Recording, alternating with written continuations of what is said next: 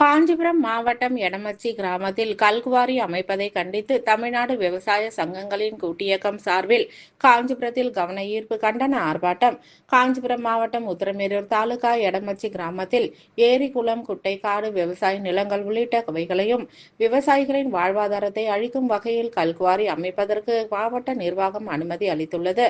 இந்த நிலையில் விவசாயிகளின் வாழ்வாதாரத்தை அழிக்கும் நோக்கில் எடமச்சி கிராமத்தில் கல்குவாரி அமைப்பதை ரத்து செய்ய கோரி தமிழக நதிகள் பாதுகாப்பு மற்றும் விவசாயிகள் நல இயக்கம், தமிழ்நாடு விவசாய சங்கங்களின் கூட்டியக்கம் சார்பில் தலைவர் எம்.எஸ். ஆனந்தன் தலைமையில் காஞ்சிபுரம் மாவட்ட ஆட்சியர் அலுவலகம் அருகே காவலான் கேட் பகுதியில் விவசாய சங்கங்களின் தலைவர்கள், விவசாயிகள், எடமச்சி கிராம மக்கள் என 200க்கும் மேற்பட்டோர் கலந்து கொண்டு கல்குவாரி அமைக்க அனுமதி அளித்த மாவட்ட நிர்வாகத்தை கண்டித்தும் தமிழக அரசின் கவனத்தை ஈர்க்கும் வகையில் கண்டன கோஷங்களை எழுப்பி ஆர்ப்பாட்டத்தில் ஈடுபட்டனர்.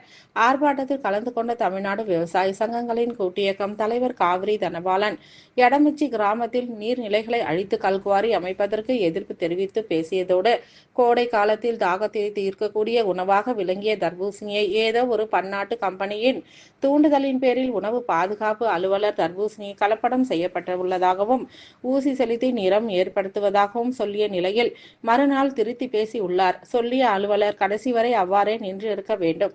இதனால் சர்ச்சை ஏற்படுத்தி அதிகாரிக்கு பணி மாறுதல் என்ற நடவடிக்கை பத்தாது.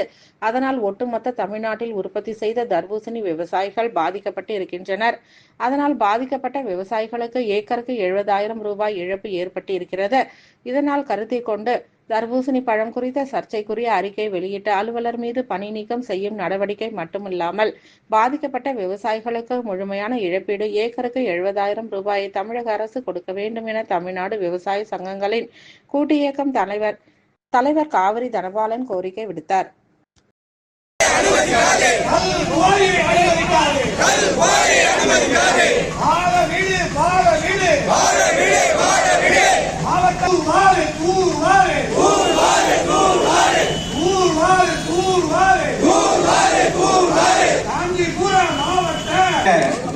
ஊடகங்களுக்கு பேட்டி கொடுக்கின்ற நிகழ்ச்சி முடிவுற்றது. அடுத்ததாக முறையாக நம் கண்டன ஆர்ப்பாட்டத்துடைய நிகழ்வு ஆரம்பிக்க இருக்கிறது. மாபெரும் கவன ஈர்ப்பு ஆர்ப்பாட்டத்திற்கு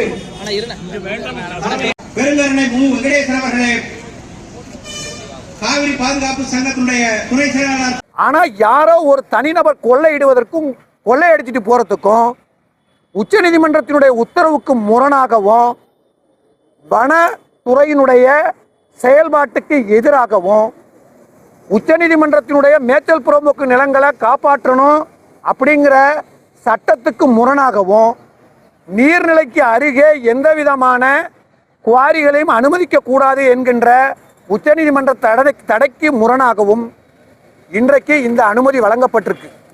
இதனால 1500 ஏக்கரினுடைய விளைநிலம் வீணா போறது மட்டுமில்லாம அந்த பகுதியில் இருக்கக்கூடிய 6 வருவாய் கிராமத்திற்கு குடிநீர் ஆதாரமாக இருக்கக்கூடிய இடமச்சி ஏரி இன்றைக்கு அழிய போகிறது. இந்த அனுமதியை வழங்கினத்தை மிக மிக அரசுக்கு தமிழ்நாடு விவசாய சங்கங்களின் கூட்டு இயக்கம் கிட்டத்தட்ட 84 சங்கங்களுக்கு மேற்பட்ட தலைவர்கள் இங்கு இணைந்து எங்களுடைய கண்டனத்தை பதிவு செஞ்சிருக்கிறோம். தமிழகத்தில் மக்களினுடைய ஏழை எளிய மக்களினுடைய குடிநீர் தேவை மட்டுமல்ல, கோடை காலத்தினுடைய தாகத்தை தீர்க்கக்கூடிய ஒரு அருமையான பயிர் மட்டுமல்ல, ஒரு உணவு இந்த தர்பூசணி.